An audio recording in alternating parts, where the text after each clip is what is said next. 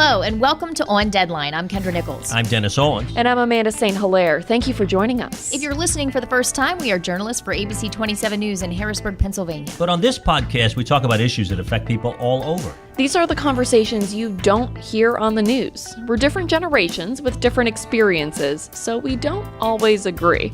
But we do get very personal, get very real, and hopefully get you thinking. We are recording on October 9th, 2015.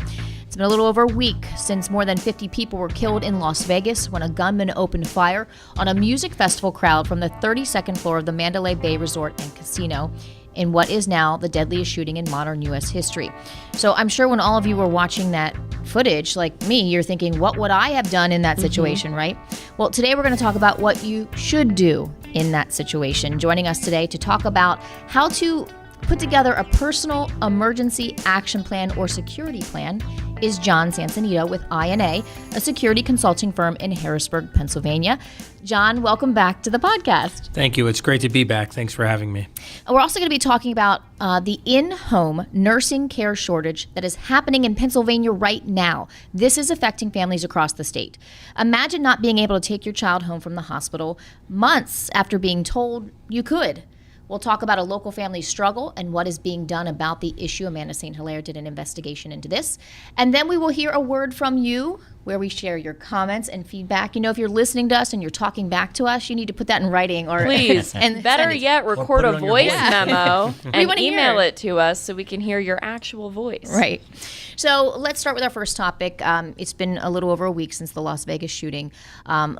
All of us were, watching the video, I'm sure imagining what we would do if we were in that situation. You're looking at it from a different angle. You're looking at it from a security perspective. So when you were watching some of that video where we all saw hundreds of people just laying on the ground, what was going through your mind?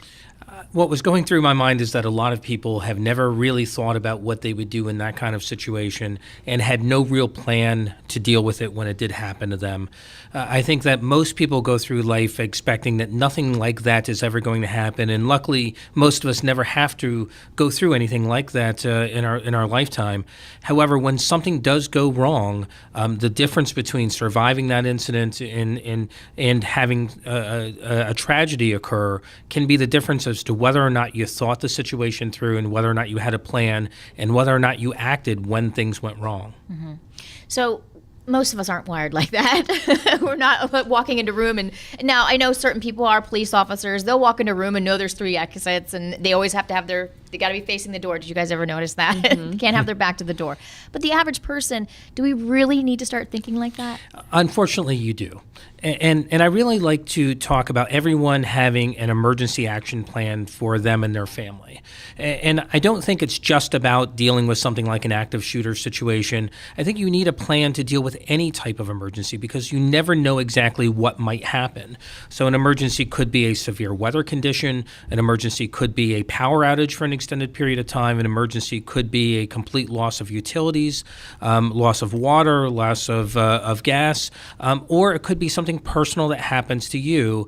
Maybe even you're in a situation where there's an explosion. Even if it's a natural explosion, it's going to disrupt the event. It's going to disrupt where you go, how you're going to care for yourself and your personal safety and the safety of others who are with you. You need to have a plan to deal with any of those kind of situations. And for the most part, the same type of plan applies for most incidents that may occur. So how do you start with this? If you're like me and you've never really thought along these lines, where do you start? Because it can seem overwhelming because it seems like there are limitless possibilities of bad things that can happen. Sure, and you have to understand that the difference really between someone surviving and not surviving in most of these cases is the ones who survived took action and the others did not. So you have to have a mindset that you're going to take action in a crisis or in an emergency. You cannot just sit back and expect others to help you because when seconds count, the help is just minutes away. You're going to be responsible for your own safety and your own security for the first few minutes of a crisis. The police have great plans to deal with disasters, but they're going to be focused on solving what's going on. They may not be able to administer first aid right away. So having a basic understanding of first aid concepts, have a basic understanding of what you should do in those first minutes of an incident can really make all the difference. So I'm in a concert, and there's 15,000 people around me. It's an outdoor concert with tall, towering casinos all around me, and gunfire shoots. And by the way, I could have the best plan in the world, but if I was one of the first 3 people to get shot, that was going out the window anyway. But what should I do when I hear what sounds like gunfire? The guy on the stage ducks away. What should I be doing? And no one knows where it's coming from. Yeah. I think that if you're waiting till that situation to decide what you would do, you've already lost. You need to go into it, and as soon as you arrive at the event, notice where the exits are. Note how many steps or approximate distances to each one of those exits. And it's not just enough to know where the closest exit is, because that may be the source and origin of the situation. Or it may be clogged with people, and you want to find an alternate place. Exactly right. So what you need to do is do your homework beforehand and have a plan. So as soon as you arrive on the scene, maybe even hopefully even before you arrive, pull up an aerial map of the premises, understand what buildings are around it, understand where you may go, have a plan with others in case something happens, where you would meet up with them, and have an actual plan to know that my best course is to run a certain direction. It may be east, it may be towards a particular landmark, it may be towards a taller building, whatever it might be, to have a general plan of what you would do, and then know where the exits are. It's a simple thing of conditioning yourself that when you go into a restaurant, to note where all the exits are and how far away they are, to look around the room and understand what you might be able to find for concealment or what you may be able to find cover. And if I can take a moment to explain what the difference is between those, the bottom line is that cover stops bullets, concealment hides you. There's a difference in those situations, and whenever you have the opportunity to get behind cover, take it. If you can't find cover, then conceal yourself behind something else if you don't have the opportunity to leave the area immediately. But know the difference between that. So if hypothetically in the first situation and people start falling around you, knowing what is going to stop a bullet and what is going to simply hide you are two distinct things that you need to know the difference on. So when you walk into a room, I would challenge everyone the next time they go into a restaurant to sit down at the table and just look around the room. Notice exactly where the exits are, how they might be able to get out. If they needed to break a window, which windows would be likely be able to be broken, and what they might use to break that window. To understand, if they need to get cover, what can they do? Can they turn over a table and hide behind it? Can they duck behind a bar? Can they duck behind a certain area of the room based on the architecture?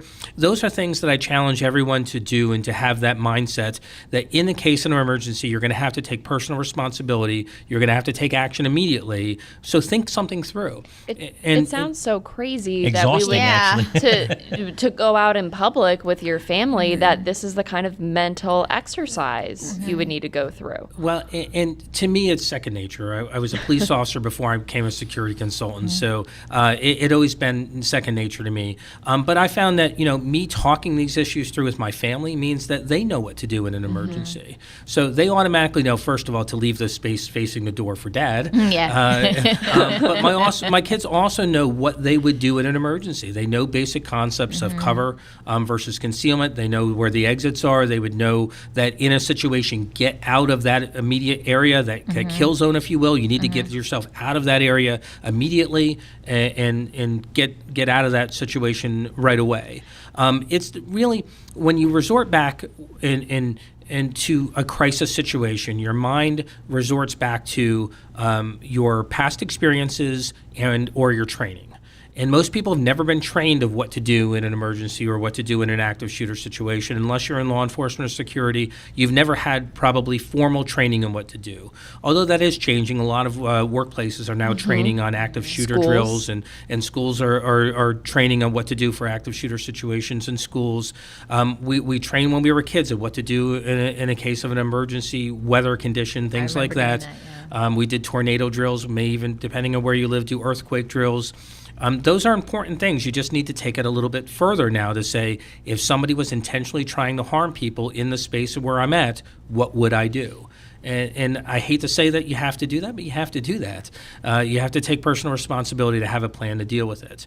So when you are under stress, your mind resorts back to training and experience. So you don't have the training. Most people do not. They don't have the experience because they've never been in that kind of situation. So you're going to freeze. And when you freeze, you're as good as dead. So the important part is to do mental rehearsals. So even as you're sitting there in the restaurant, think about what would I do if somebody came through the door right now and started opening fire on the patrons within there? What would I do? And by working through those things, it'll become second nature to you eventually that you work through that. But by just mentally rehearsing those things and thinking those things through, you are building up past experiences in your mind, so that when something does happen, you don't freeze. Your mind resorts back to, at least has a basis of some understanding of what you would do in that kind of crisis situation, and it reacts accordingly, which means you will act and not freeze. So the what next should you do? yeah, the next step. So typically what you want to do is, the first thing you want to do is get out of the line of fire. And you saw in that video, all those people lay down on the ground. And immediately as the bullets are flying overhead, certainly making yourself low makes you less of a target. But you really have to start getting to the exit. You have to get out of the kill zone. Because I do think there's like an instinct to play dead. Maybe if they think they already shot me, they won't shoot at me. But in this case, they didn't know it was coming from above. Sure, and that changes things. And this situation is going to change the way law enforcement, security, and general events are planned in the future. Because typically, even as a security consultant, when we go to an outdoor event, we're looking at points of entry, points of exits. How can we control access? How can we limit access? In an emergency, how would we get everybody out of the venue? Typically, you're looking at windows that open, but you don't think about the windows that aren't meant to open. Now this changes that. Now there's a whole new risk. Now, if you have someone who's determined enough, not only do you have to worry about cars, driving into your venue anymore, now you have to work about someone actually smashing out a window that was never intended to open and taking an elevated position. Even if you had police and a SWAT team on the ground right there, identifying where the shooter's shooting from first is the main thing. Understanding whether or not your weapons are going to be able to reach that far, because at the distance that we're talking about, most handguns would not have reached that window. And in fact, by trying to return fire, you were more likely to injure other guests in the hotel than you were the gunmen themselves. Mm-hmm. So that changes the paradigm. It changes the way law enforcement looks at this thing. It changes the way security does. And it also changes the way meeting planners will think about future events, that the game plan has to evolve with the threat. But let's get back to what we do. Okay, so you said just dropping down to the ground isn't necessarily the answer. You want to get out or get behind something where a bullet can't penetrate. Mm-hmm. That's correct. The first thing is if you can run, that's your first option, first of all. If you can't run, then you want to hide, and you want to hide behind something that will hopefully stop bullets. So you might want to think about, could you turn over the table? Can you get behind a wall or some kind of barrier? And understand that most interior walls are really nothing more than drywall on the side of 2x4s. Mm-hmm. It's not typically going to stop a bullet, but it's better than nothing. But immediately try and get to the exit. So, you need to take that personal responsibility in there. Get yourself out of the zone if possible. If you can't, then hide. And as a last resort, you need to fight back. This concept of run, hide, fight has been pushed with the active shooter situation, but it applies to most situations like that. If you have an opportunity to run, get yourself out of harm's way. If not, then hide behind something that will stop a bullet. And if you need to create something, like I said, by turning over a table, putting numerous chairs in front of you, something like that, maybe it'll give you some level of protection if there's nothing else in the room. But then you may need to fight back in that situation. If you can't either run or hide from the shooter, you're going to have to fight back. How do you fight back? Well, and really that involves a whole different mindset, that you have to commit yourself to it. So if you decide that you're going to fight back, you have to commit to it. You can't go halfway in. So you have to look for things that may be improvised weapons in the room, things that you can pick up and use as a weapon. Even a fire extinguisher could become a weapon because it's a hard metal object that you can use to strike somebody with. Things that you wouldn't think about. A fork on the table can be used potentially as a weapon in that kind of situation, even if there's no steak knife.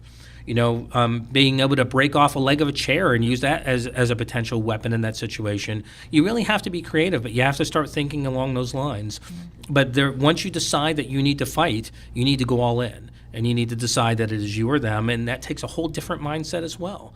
Most people are not prepared mentally to have to deal with that kind of situation. Mm-hmm. So thinking that through for a minute, and taking a minute to look around a room and say, what can I use as an improvised weapon if I needed to? What can I use as cover? What can I use potentially to rush the individual?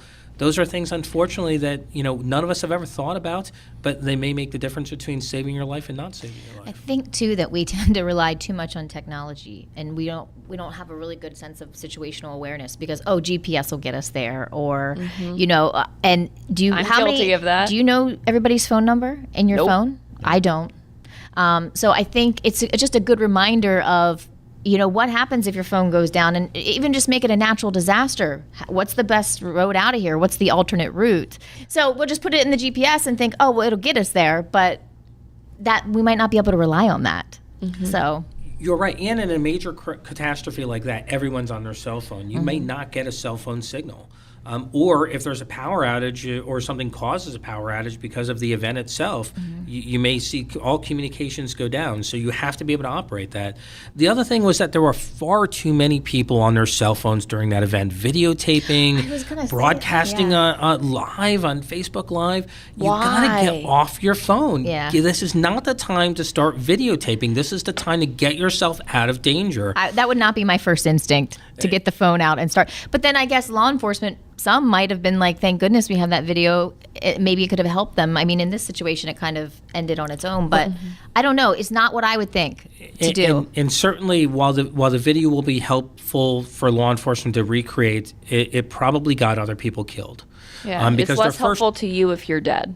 Absolutely right. What good is that cell phone and that video to you if you're no longer there to show it to anybody? And the most important thing is that, that was people's first reaction, is to videotape it, to pull out their phones and videotape it rather than get themselves out of there. So if you're one of those people, please make sure that you let me know so that I stand on the other side of the arena, and because I don't want to be near you. And but you saw people make obscene gestures at the gunman. You saw people, continuing to have a beer in their hand. You saw people on their cell phones and videotaping what was going on. Those people were still in the kill box. They were still in the kill zone. In this situation is a little bit unique in that this gunman had a lot of bullets from an elevated position. We're used to people or the threat of someone driving a vehicle in. We're putting up barricades. We're used to the thought of someone coming in with a weapon. They can be engaged by security. But when they're from an elevated position, 400 yards away, shooting down on a crowd, your traditional law enforcement and security responses are at best delayed, if not hampered by that kind of thing. There's an area where everybody's going to be responsible for making sure that themselves are safe. If you're sitting there on your phone thinking that it's someone else's job to keep you safe, you've lost. You have to take personal responsibility. You have to take personal responsibility to know that it's your job to keep you safe. Get out of there. How do you have this conversation with young kids? They may not grasp exactly what an emergency situation is. They may not always remember what the plan is. So if you have young children at home, how should you go about this planning process? Well, and I think the first step is to sit down and have the discussion with them, because I guarantee you, even at any age nowadays, if the kids are old enough to understand what happened, they've already heard about this from their friends. They may not have heard about it from their parents, but trust me, these kids understand what's going on. They get bombarded on their news feeds and on social media and other things, and all the kids at school are talking about this. They know what happened, even if their parents didn't have a conversation with them. So I think the best thing is to open up dialogue about this. Make sure that you address how their concerns and their fears, because they may be apprehensive of going in the public spaces. So you need, as a parent, to be able to sit down your kid and discuss this entire issue with them and talk through about what they would do in that same situation. And you don't want to scare anybody, but you want to make sure that they know that they are responsible for their own safety in that kind of situation, or that they need to follow directions, and that there's certain things they should do and should not do. Running away from a scene rather than taking out your cell phone and videotaping it, for one. Have those discussions with your kids, because they are a generation that is brought up on that. So, having those discussions to say, what should you do versus not do? If it comes down to it, you're wasting time pulling out your video and switching over to your camera and switching on the record button. That is valuable time. You could be out of the line of fire. So having those discussions with them, and then I think drilling with them. When we were kids, we always used to drill. What would you do in a case of an emergency? And my parents would make us have a rendezvous point, and they would call a drill in the middle of the night. I don't think a lot of families do that anymore. But you have to think about those things. And if you're on an upper floor and the bottom floor is blocked, where do you get out of the house? If you have to go out through a window, which windows have a landing or have a rope ladder or other things? Those are things that families need to discuss to keep the entire family safe. You have to sit down and have family discussions about it. The kids already know about the incidents. You're not shielding them from that. They've already heard about it on social media. The most important thing is to frame it to say this is an isolated incident. However, should something like this happen, here's what you should do, here's what you should not do. Logically, I think so many of us, we've seen so many terrible things. We know we should do this, and maybe we just don't like talking about it. Maybe we just don't like to feel uncomfortable. Maybe we just hope it'll never happen to us. But what you're saying isn't brand new information for so many people, yet so many of us just haven't gone through and done this. Why do you think that is? I think it's because most people want to believe it happens to someone else and not to them. And, we all subconsciously want to believe that our homes are safe, that our schools are safe, that our workplaces are safe, that the places where we shop are safe. We only get a heightened sense of alertness when we're in an area that's unfamiliar to us. As long as we're in an area that's familiar to us, we all have a mindset that it's not going to happen to us. And I think that's just human nature. But what I'm trying to say is that you have to have a mindset that it's probably not going to happen, but if it does, here's what my response is going to be. Hope for the best, prepare for the worst. Exactly right. And I wanted to ask you, as a security guy, you said this is going to change maybe the paradigm for law enforcement, what they think about. So when that hulking hotel there with supposedly unopenable windows is right next to the venue, now that's something you have to think about. Is there any change to the way hotels do business? I know Steve Wynn was on the talk shows on Sunday saying that he didn't think that would happen in quote-unquote his hotels as opposed to the Mandalay Bay where it did, that somebody wouldn't be able to amass all that and keep it secret for as long as he did. Is there any area in the hotel world, and I know I'm only asking you because you do assessments of security for various organizations and institutions. What do you make of that? I do, and I also travel around the country setting up security for large events, conferences, and so forth. And sometimes they're in hotels, sometimes they're in convention centers, and we're responsible for the safety and security of sometimes 20,000 guests at a time. So we have discussions with hotels, and I do think this will change the paradigm. Some of the hotels already in a shift to the active shooter situation have already started doing things like insisting that the maids go into every room at least every 2 days, if not every 24 hours, that there's someone physically from the hotel in the room to make sure that nothing's going on in the room. But quite frankly, I don't like the maids coming in every time when I go to a hotel room. I put the do not disturb sign out and let them come every other day. I think a lot of people will do that. And I think that the bad guys are going to shift based on the policies of the hotel. If they know that the hotel will be in there at least every 48 hours, then they're going to accommodate that and change. There's only so much we can do.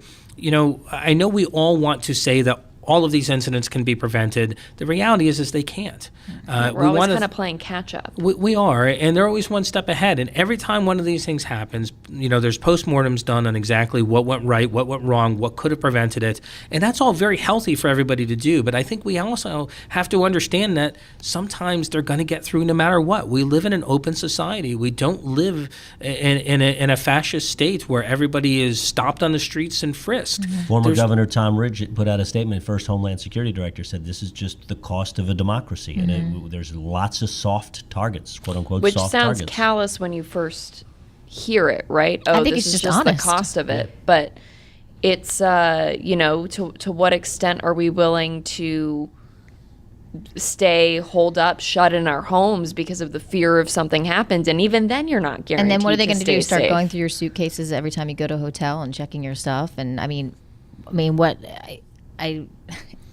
but if you look at either side, it can be scary. You don't want to have to be searched everywhere you go all of your belongings searched everywhere you go. Because, really, that's the only thing that could have stopped this from happening.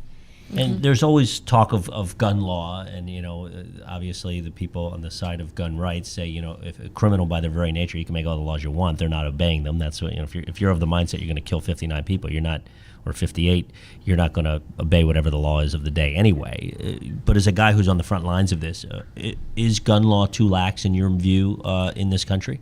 I do not believe that gun laws are too lax, but I do think that we have to understand that technology changes all the time. I've heard of bump stocks, but I've never really actually fired a weapon with it, and I never really understood the true mechanics of it. I understood how they operated, but now we are all very aware of that, and I think that's a reasonable precaution to ban those types of stocks, which allow for a semi-automatic weapon to be fired like a fully automatic weapon, and I think that's a reasonable gun legislation. But other than that, there's no way you're going to make sure that only the good guys have guns. And I'm an avid gun carrier, and I believe very much in the rights of all of us to bear arms. And I have a nationwide, as a retired police officer, I have a nationwide concealed carry permit that I can carry in all 50 states. Most of the general public cannot. There are certain states that have reciprocity. There are others who do not. But also even that limits where I can carry a gun. And I think that we have a lot of laws on the books. I think that enhancing the penalties for those who are caught dealing guns or possessing guns illegally, I think enhancing those penalties and making sure that those crimes are prosecuted, I think is much more effective than trying to disarm the public. I think that there's enough gun laws out there. The problem is they're not consistently enforced. Well, and like you mentioned, though, as technology changes, these are conversations worth having. And unfortunately, I feel like it gets shut down because everyone goes into their individual corners of pro this or anti this, rather than having an actual conversation of what's the root of the issue, how do we get to it, and how do we make sure our laws are keeping up with changing technology as we get new information. I don't think all of our laws, some of the laws that are on the books, as you were saying, are not actually being enforced. For instance, remember Don Meyer, his daughter Sierra Meyer, he was not to be in possession of any weapons. Nobody was going to his house and making sure that he didn't. And this is the man who, when a constable showed up, he basically got into a confrontation, had a weapon, and the constable had to fire, and it ended up hitting his young daughter, who was standing behind him and killing her. But that was a prime example of, because I contacted state police, I said he shouldn't have, but they don't have, there's nobody out there going to these homes and saying, you're not supposed to have any guns, turn them over. Where, it doesn't happen. The law's there, but it's not, really enforced. Well, and not to get too off the rails here, but whenever we talk about this too, I think that different groups have different kind of cop-outs, the canned answers. And one of them tends to be mental health, but then there's no step taken toward better mental health care. And then that's why we don't really get anywhere on this issue, because we just have the talking points that we hear over and over. All the Sunday talk shows, it was the same thing from everyone involved. Yeah, I mean, years ago, you really saw a deinstitutionalized of the mental health community. I mean, instead of institutionalizing those with mental health issues, they decided it was better to close all those facilities. They closed a lot of the state hospitals and push those people out into the communities where they can get care in the communities. And I think that, that sounds like a great plan to do that. The problem is we never really followed through with giving them care in the communities. They can certainly get better care at home and be more productive members of society if they're at home, as long as they have mental health care. The problem is we kick them all out of the mental institutions, put them out into the community, and we never funded properly the ability for the government to go in and provide them care and to be able to get them mental health treatment in their homes and have the proper facilities available to them. And then we wonder why there's so many of these things happening. But really, as a society, I think we need to look at that, and we need to have better care for those who are mentally ill. But we also, as a society, have to understand that as a free society, you're not going to prevent all crime. You're not going to prevent all situations. You're not going to prevent someone from snapping and picking up a weapon and going out and doing this. So, I think that there are some fundamental things that we need to look at. We need to keep up on what is going on and whether or not we are truly have the best health care available, mental health care available to those who are in need. But also there's some personal responsibility in that some of the family members have to follow through as well. That they're the first line. If they see a loved one getting into trouble, they have to make sure sure that somebody knows that and that they pursue help. If they know that someone's a convicted felon, yet they know that there's a weapon in the house, they need to report that and get that dealt with before something bad happens. We rely, I think, too much on the government to solve our problems instead of understanding that we have a personal role and that everyone has a personal role to do their part to keep us all safe. And I think it's also recognizing that having this conversation isn't saying, okay, well, now we want to take away all the guns, or now we're telling people that, you know what, it's the wild, wild west and we just want to hand out guns for everyone. It's having a conversation about what you can do and about then what we as a society can come together and do. I agree. And, some gun legislation makes sense. But if you think that disarming us is going to make a safer place, I'm not in that camp. I believe that having someone who can stop an active shooter situation because they're armed and can engage a gunman and take him down earlier is much better than waiting till the police arrive, because they may have a 5-6 minute response on something. Most of the active shooter situations are over in 4 minutes. They're over before the police arrive on scene. So making sure that someone on site can actually do that and who's properly trained and has the proper equipment and authorization to carry a weapon in a lot of situations does shut it down. But as we found, the bad guys are getting creative. They will always find ways to get around it. There's no way to keep people 100% safe. And a lot of damage can happen in those 4 minutes. It doesn't sound like a lot, but if you have 14,000 people in a small area, that's a lot of time. I guess it was inevitable that we were going to get off onto the gun. No, that's not what you really Dennis came here for. always manages to bring it back into the political lane. I'm just wondering at what point, though, the United States is an outlier on industrialized nations with these problems of weaponry and mass shootings, and it seems to be happening in an alarmingly more frequent pace and with increasing casualties. And again, I will ask the question, is the answer to do nothing? I think that the answer is not necessarily to do nothing. I think that we certainly have to evolve with the times. I think that a ban on bump stocks is certainly something that makes sense right now as the technology develops and we realize that the bad guys are using this technology to convert guns to a fully automatic thing. Certainly restricting fully automatic weapons is a reasonable thing to do. I think, though, that as a society, we've got to weigh that the cost and benefits of our freedoms. And most countries do not have a constitutional amendment that authorizes their citizens to carry guns. We do in this country, and it's part of the foundation. But it's also part of the foundation that we wanted to have or understand that we had a personal role in keeping our family safe and keeping ourselves safe. I think that in a lot of other nations, they rely on the government to do that for them. And I think that it is a different mindset in our country than what you have in a lot of other countries. And to be clear, you can kill a lot of people when there's a crowd and they get a truck and run it through. That's happened across in other countries as well. Sure. I mean, I think that, having those people out there who are willing to do things are always going to find a way to get through. No matter what you do, the bad guys are always going to be one step ahead. So it is definitely a different mindset. I think that you're going to see a lot more planning at large events. You think you're going to see a lot more focus on people who are having mental health issues. But you have to understand that there are always those individuals who aren't going to show signs. This individual did not show the traditional signs of an active shooter. That's the perplexing part. I think human nature, we want the motive. We want to have the reason why. And we're now several days removed from this, and we don't have any of that, and I think that's what's freaking people out. And he breaks the mold too, because obviously he had some money. He was not on the law enforcement's radar screen prior to. Right, and he didn't give any outward signs that he was planning an attack. Other than amassing guns potentially, but we really don't even know where he actually acquired all those weapons at and how long of a period of time he acquired them from. And no outward signs of mental illness, but and this might be my own bias, but if you're able to kill 59 people, you have a mental illness of some sort, I would think. I agree, and they say that not most people, up to 80% of people, convey what they're going to do to somebody else before they do it. So far, at least in this case, that does not appear as if though that happened here.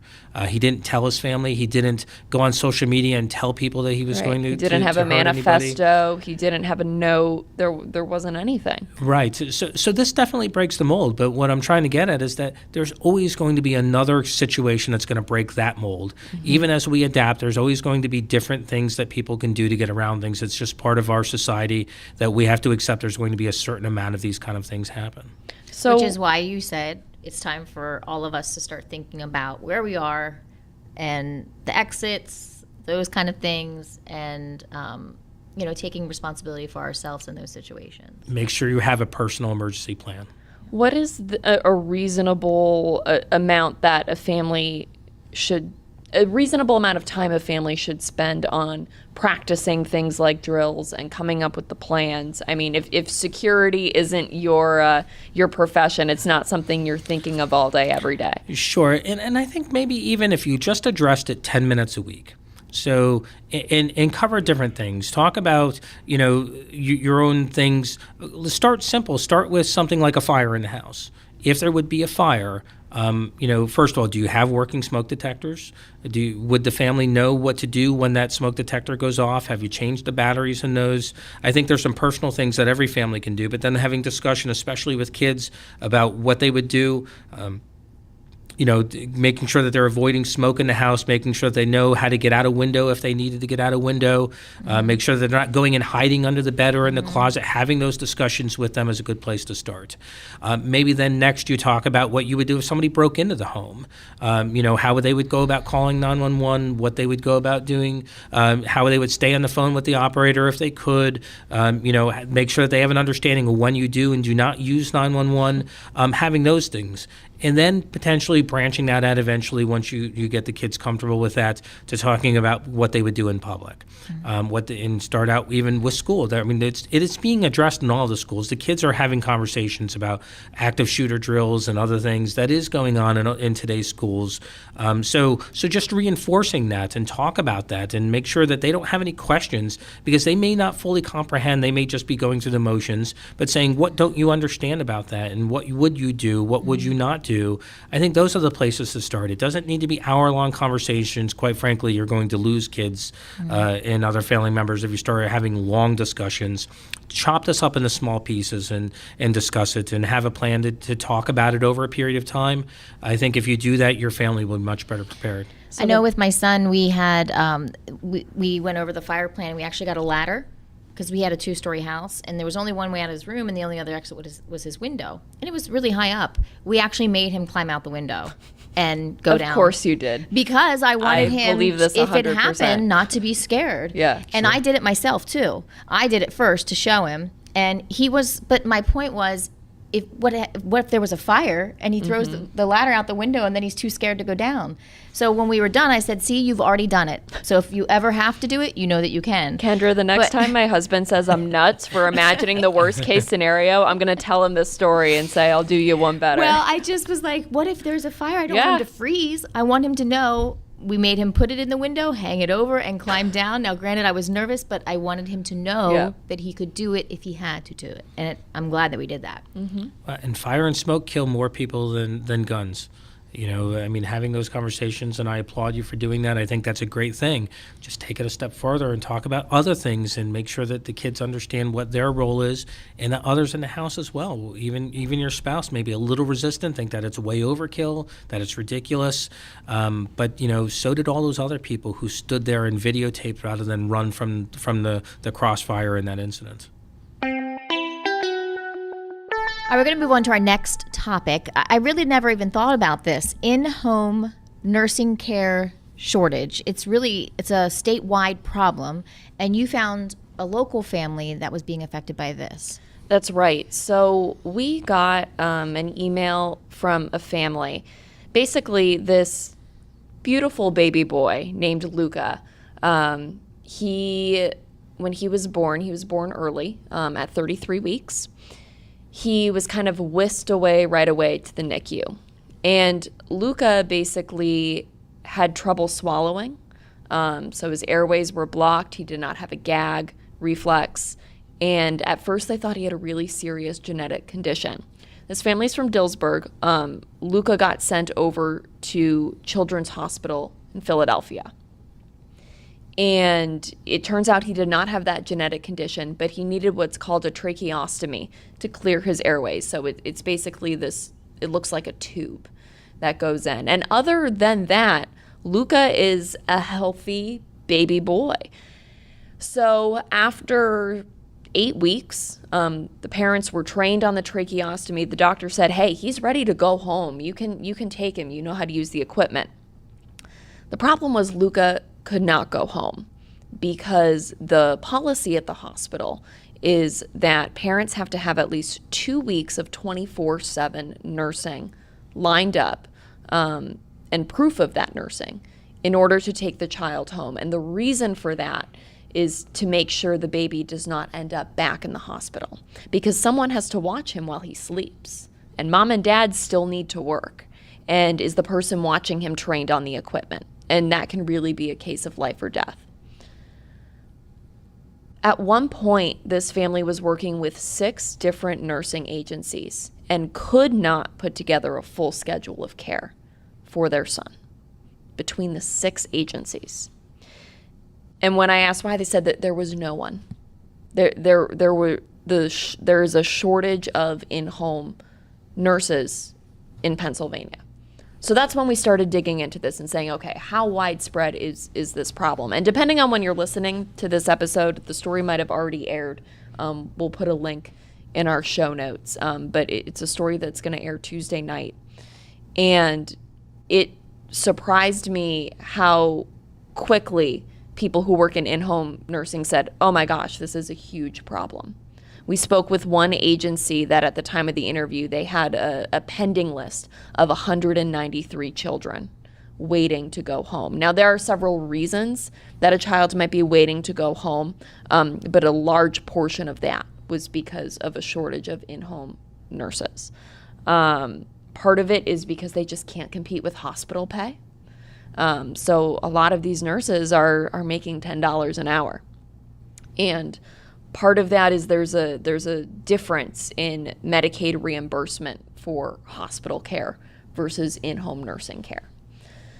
Part of it is because it's a really demanding job. You know, it's not like a hospital where you can yell down the hall and get an extra set of hands. It's you and this baby, and it's a lot of responsibility. It requires a lot more training, more measures in place to make sure you are correctly trained.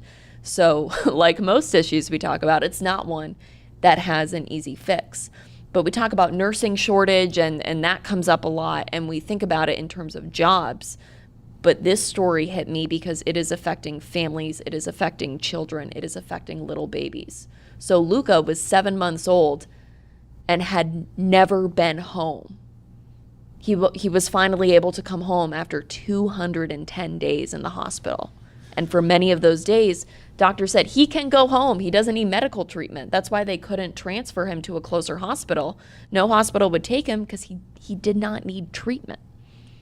So that Children's Hospital of Philadelphia, CHOP, is not cheap, I'm going to assume. So while you say it's expensive to come home, it has to be far more expensive to stay there. Mm-hmm. It is. And you can't, if you're a parent, you're in a bind. What do? They will not discharge this baby, and they have a reason for it, and it's a medical reason, but you're kind of caught in now in terms of insurance, in terms of Medicaid. You know, there are a lot of different variables for how much it might be costing you, but in addition to that, you have a newborn baby, and in this case it's their first child, who you're only able to see for 6 hours a week.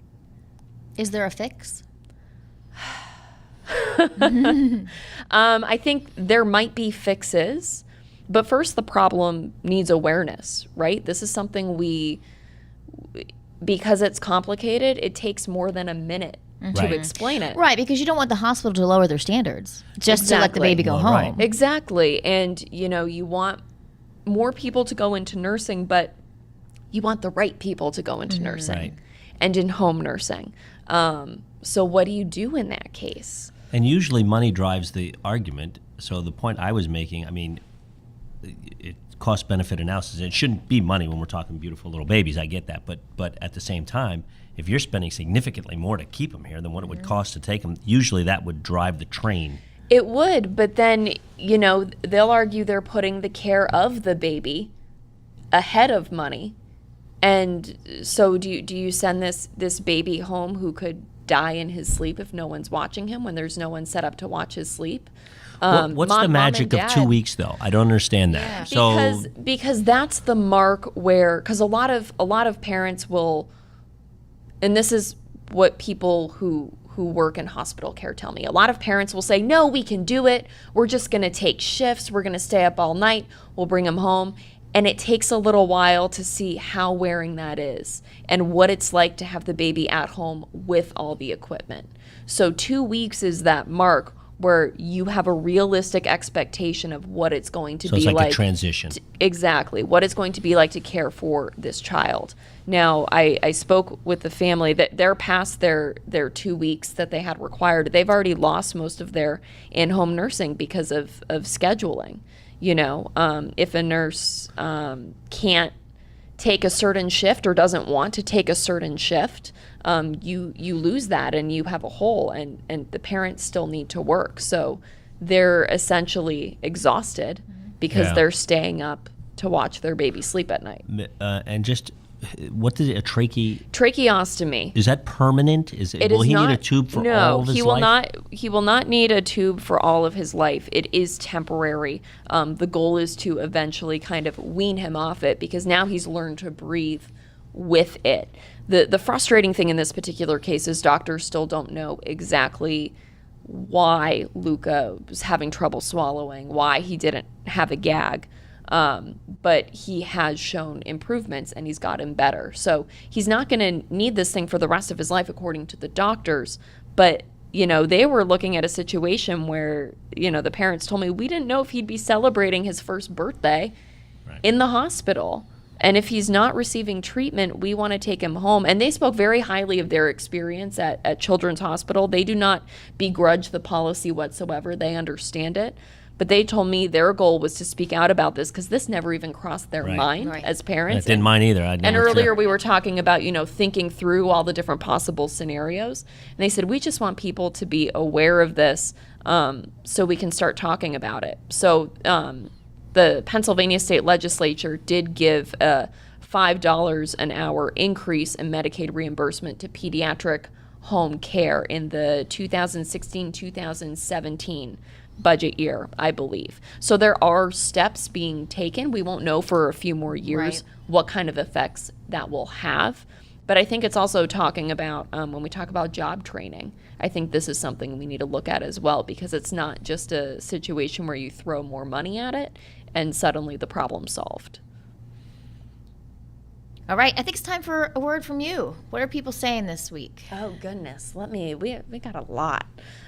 So our conversation last week was about whether boys should be allowed to play on girls' sports teams. I'm sure we got a lot of good ones. We definitely did. So if you did not listen to that episode, we'll link to it in our show notes. But basically, a middle school boy, there's no boys field hockey team at his school. He wanted to play on the girls' team. The way the rules are set up, it's kind of up to the discretion of the school, and his school said no. So Kimberly wrote, if girls are allowed to join a boys soccer team where there is not a girls team, then boys should be allowed to join a girls field hockey team where there's not a boys team. There are boys and men's field hockey teams. It's not a girls only sport. Girls are allowed to wrestle, play football. Why wouldn't a boy be allowed to play field hockey? It's not even a contact sport. This is absolute sexual discrimination. The only part I disagree with is it's not a contact sport. Has she seen that lately? Boy. Well, and so then Christine wrote in and said, the truth of the matter is boys and girls are not created equal. The reason for having the two separate is because boys mature to be stronger, have more muscle, etc., and separate sports teams give women and girls the same opportunities to grow with a sport as boys. In golf, women start at a different line. Now, why women and girls can play on a boys' team is because they have to prove they are strong enough to keep up with the boys. Otherwise, they won't make the cut. However, if boys start playing girls' soccer and softball, they are, for the most part, at the advantage physically. That then would delete why the need was for a girls' team in said sport. So we just have a lot of different perspectives on this. I did have a friend send me an article that was in USA Today, it was like more of an opinion piece in USA Today in 2015. And I want to read you a couple quotes from this because I found it interesting. It says, "Girls must prove they're skilled, strong, and fast enough to play with boys. Boys must prove they're not too skilled, too strong, and too fast to play with the girls. The built-in assumption is that boys are better and girls need to be protected." And then later on, it makes the point, should every girl's and every boy's skill and physical ability be tested before they play on teams, even within their own gender, to ensure a completely even playing field? In other words, some girls are going to be stronger and better than the boys. So if we're trying to make the playing field completely even, does that mean then we need to make sure the girls trying to play on the girls' team are not too skilled? It brings up the point, what about people who grew up in a foreign country where they really focused on that sport? Is that an unfair advantage? So it leads to a lot more interesting questions that I'm sure will lead to a lot more emails and Facebook comments. Well, I think the good thing is here, he still gets to play the sport. I understand his parents have to pay for it, and I get all that. But you mean he can play through club? Yes, he can play through club.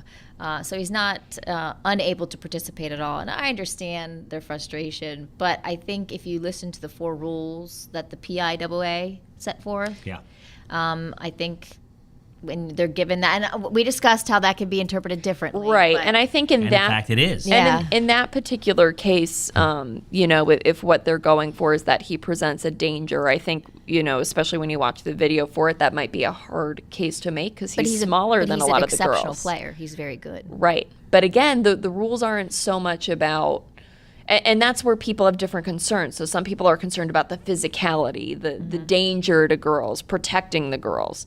Some people are saying, okay, he'll be too good. But what if you have a girl who's way better? Right. How do you measure that? Can she not play now because the team's at an unfair advantage? We're debating it again. I know. All right, and I think volleyball is a good example because there's not a lot of boys volleyball teams here in the state, but there is male volleyball, right, at the Olympic level. We had a boys volleyball team at Cumberland Valley. And actual sanctioned sporter club. I think it was club. I could be wrong, but most don't. Question. Most don't. Yeah. But if a boy wants to play it, and then all of a sudden you could see a scenario where all of a sudden the girls' volleyball team is 5 boys. Right. And right. We're not going to win. We can't come to a decision on this one. It's just I really do think it is a case by case. And I think that's why they set the rules up the way they did. Well, it's easy to see why the PIAA did what they did, right. because we did get comments from some people saying they should be more definitive so there isn't as much wiggle room. But then you open up a whole new can of worms. All right, we need to wrap it up because we'll just keep debating on this issue. All right, if you'd like to check out the links to the stories, articles, and videos we discussed, you can find them in our show notes on our website, abc27.com. To get On Deadline delivered directly to your phone, tablet, or computer each week, subscribe in iTunes or Google Play Music. Record your thoughts, questions, and suggestions about episodes in voice memos on your phone, and then email them to us, and then we will play them here. It's really cool. Try it out. Our email is theinvestigators@abc27.com. Please take a few minutes and leave us a review in iTunes. It helps our podcast reach other people and helps us figure out why we're so awesome. No, I'm not kidding. What we can improve on. Thank you, John Erkson, for producing this podcast, and Jason Dietz for composing and recording the music. It is time for us to go. We're on deadline.